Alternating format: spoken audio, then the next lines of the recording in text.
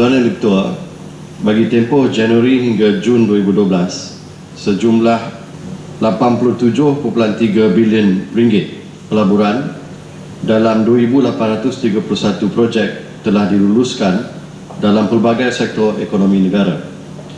Daripada jumlah tersebut, 21.2 bilion ringgit bersamaan dengan 24.3% merupakan pelaburan asing, manakala 66.1 bilion ringgit bersamaan 75.7% adalah pelaburan domestik. Pecahan mengikut sektor adalah seperti berikut. Sektor perkhidmatan dengan pelaburan sebanyak 59 bilion ringgit, sektor perkilangan dengan pelaburan sebanyak 25.8 bilion ringgit, dan sektor utama dengan pelaburan sebanyak 2.5 bilion ringgit. Pecahan pelaburan mengikut negeri bagi tempoh Januari hingga Julai 2012 adalah seperti berikut. Negeri Selangor 6 bilion ringgit, negeri Sabah 4.8 bilion ringgit, negeri Sarawak 4.6 bilion ringgit, negeri Johor 3 bilion ringgit, negeri Terengganu 2.3 bilion ringgit, negeri Perak 1.8 bilion ringgit, negeri Pulau Pinang 1.6 bilion ringgit, negeri Sembilan 1.3 bilion ringgit, negeri Pahang 760 juta ringgit, negeri Melaka 474 juta ringgit, negeri Kedah 282 juta ringgit, wilayah Persekutuan Kuala Lumpur 179 juta ringgit, negeri Kelantan 4.4 juta ringgit, dan tiada pelaburan di negeri Perlis. Jumlah pelaburan keseluruhannya 27.5 bilion ringgit. Tuan Yang Ketua, kerajaan telah mengenal pasti 12 bidang utama ekonomi negara atau NKEA di bawah program transformasi ekonomi untuk memacu pertumbuhan ekonomi dan menggalakkan aliran masuk pelaburan asing ke negeri-negeri, termasuklah ke negeri-negeri yang masih rendah jumlah pelaburannya. Selain itu, kerajaan juga berusaha untuk meningkatkan pelaburan ke negeri-negeri dengan yang pertama, menjemput agensi-agensi kerajaan negeri yang berkaitan dengan pelaburan seperti Pusat Pelaburan Negeri dan Perbadanan Pembangunan Ekonomi Negeri untuk menyertai misi pelaburan dan perdagangan ke luar negara yang dianjurkan oleh agensi seperti Lembaga Pembangunan Pelaburan Malaysia atau MIDA dan Perbadanan Pembangunan Perdagangan Luar Malaysia atau MATRID. Yang kedua, menaik taraf infrastruktur asas kawasan perindustrian di bawah rancangan Malaysia ke-9 bagi membantu kerajaan negeri untuk memastikan jalan raya, lampu jalan dan perparitan berkeadaan baik serta dapat memudahkan para pelabur. Yang ketiga, penganjuran seminar, bengkel dan program berkaitan pelaburan yang berpotensi dalam sektor perkilangan dan perkhidmatan. Yang keempat, mengatur lawatan syarikat-syarikat pelabur dari luar negara ke negeri-negeri, terutamanya ke agensi pelaburan negeri, taman teknologi perindustrian, wilayah koridor ekonomi, serta lokasi yang mempunyai kemudahan infrastruktur seperti pelabuhan dan lapangan terbang. Yang kelima, menawarkan insentif yang menarik seperti galakan taraf perintis dan allowance cukai pelaburan bagi tempoh 5 hingga 10 tahun. Yang keenam, kelulusan secara automatik untuk jawatan-jawatan pegawai dagang atau dengan izin expatriate dalam sektor pembuatan dan perkhidmatan meliputi bidang di mana negara mempunyai kekurangan kemahiran. Yang ketujuh, pengecualian penuh duty import bagi bahan-bahan mentah dan barangan perantaraan untuk aktiviti-aktiviti pembuatan domestik. Dan yang ke-8, menambah baik polisi pelaburan agar dapat menarik pelaburan yang berkualiti terutama dalam industri berteknologi baru muncul, teknologi tinggi berintensif modal, industri berasaskan pengetahuan dan sektor perkhidmatan yang berkaitan perkilangan. Seperti yang saya nyatakan dalam jawapan saya tadi, ada disebut bahawa kita menambah baik polisi pelaburan agar dapat menarik pelaburan yang berkualiti terutama dalam industri berteknologi baru muncul, teknologi tinggi berintensif modal, industri berasaskan pengetahuan dan sektor perkhidmatan yang berkaitan perkilangan. Dalam hal ini tujuannya adalah semata-mata untuk meningkatkan pendapatan rakyat Malaysia, terutamanya dengan menarik pelaburan yang bukan terlalu intensifkan buruh tetapi lebih berintensifkan teknologi dan bermodal tinggi. Dalam hal ini suka saya laporkan di sini bahawa dalam minggu lepas saja Yang Berhormat Perdana Menteri telah mempromosikan 2 mesyuarat yang berkait dengan topik yang telah disebutkan oleh Yang Berhormat. Yang pertamanya dalam soal bioekonomi. Tidak lagi kita menggunakan istilah biotech saja, tetapi kita lihat bioteknologi itu sebagai satu pembangkit kepada pertumbuhan ekonomi ala baru. Dan atas sebab itu mesyuarat ini yang dibuat setiap tahun telah melihat apa projek-projek yang sedang dijalankan sekarang ini yang sebenarnya melipat gandakan sumbangan GNI teknologi baru ini kepada ekonomi kita. Antara lain yang telah dilaporkan di dalam mesyuarat tersebut adalah mengenai satu projek besar-besaran di negeri Sabah yang berkait dengan aquakultur, iaitu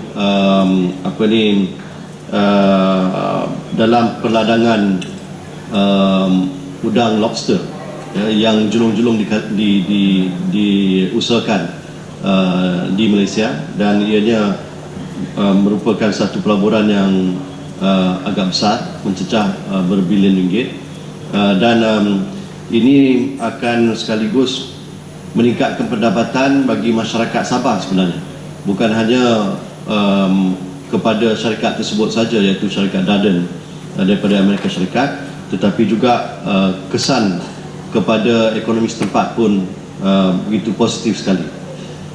Yang keduanya, Yang Berhormat Perdana Menteri juga telah mempromosikan sebuah mesyuarat berkait dengan inovasi yang melibatkan pakar-pakar dalam bidang tersebut dari luar negara, termasuk daripada Eropah, Amerika Syarikat dan sebagainya. Dan di dalam mesyuarat tersebut antara lain ada juga angkasawan daripada Amerika yang turut berkongsi pengalaman dan berkongsi pendapat mengenai apakah tren-tren baru di dalam bidang inovasi di seluruh dunia dan bagaimana Malaysia boleh mengambil kesempatan di atas tren tersebut. Yang ketiganya, Yang Berhormat Timbalan Perdana Menteri pula baru kemarin telah merasmikan satu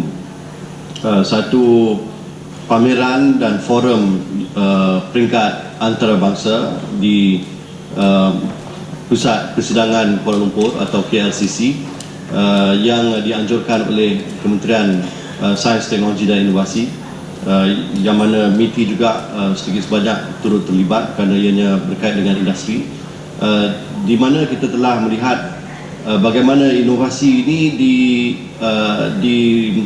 dilakukan oleh masyarakat di kampung. Jadi ini pun satu pendekatan yang amat-amat menarik sekali, kerana kita lihat inovasi ini tidak terhad hanya kepada syarikat-syarikat besar saja yang mempunyai keupayaan yang besar, tetapi juga di peringkat kampung pun sudah wujud inovasi. Malah suka saya laporkan di sini, di negeri Kedah sendiri ada seorang usahawan yang sedang membina helikopter ni sendiri. Ini pun satu perkara yang mungkin agak luar biasa. Kita tak sangka ada usahawan yang sanggup berinovasi di peringkat kampung sampai ke tahap yang begitu tinggi melangit lah, katakan, sebab helikopter pun. Dan tapi itu membuktikan kepada kita bahawa usaha-usaha untuk kita menggalakkan inovasi ini di semua peringkat, bukan hanya di kalangan syarikat-syarikat besar, tetapi juga di kalangan IKS, malah usahawan-usahawan kecil di peringkat kampung. Dan ini usaha untuk meningkatkan pendapatan rakyat Malaysia kita. Industri pelancongan merupakan antara sektor pertumbuhan ekonomi negara yang penting, menyumbang 12% daripada KDNK.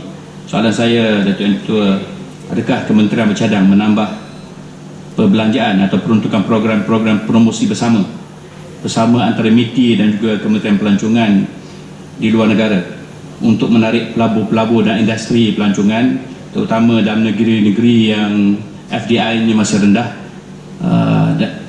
terutama di negeri-negeri Pantai Timur seperti di Terengganu. Terima kasih.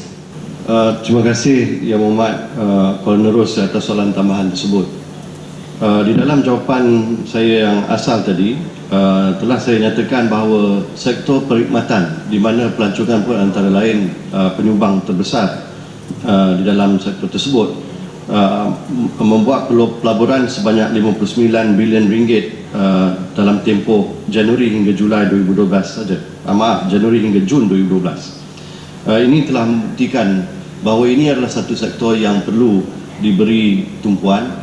Yang Berhormat Menteri Pelancongan sendiri pun ada di sini, dan saya dapati bahawa apabila Kementerian Pelancongan membuat promosi untuk menarik pelancong untuk mengunjungi Malaysia, antara lain kita dapati bahawa pelancong-pelancong ini dia bukan sekadar hanya pelancong, tetapi ada juga di kalangan mereka yang menjadi ketua-ketua pegawai eksekutif syarikat ataupun pelabur-pelabur.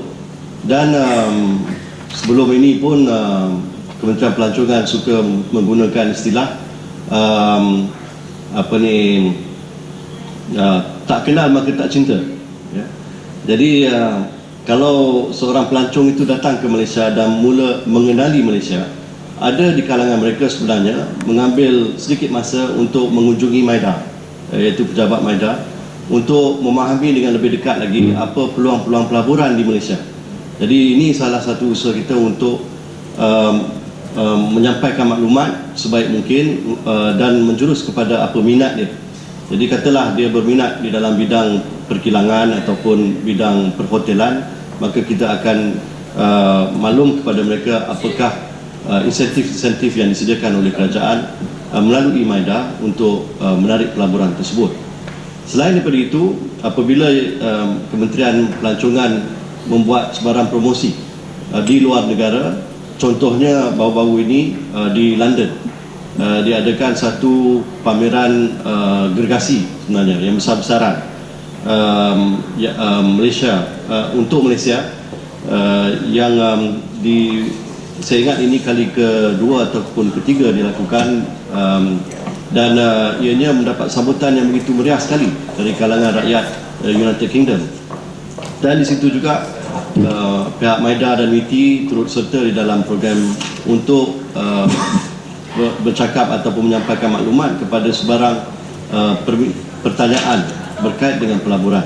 Dan dari situ saja kita dapat lihat ramai juga yang berminat untuk melabur di dalam sektor perhotelan, dan ini memang pun kita galakkan dan menyumbang kepada peningkatan pelaburan di dalam perkhidmatan seperti yang saya maklumkan sebentar tadi.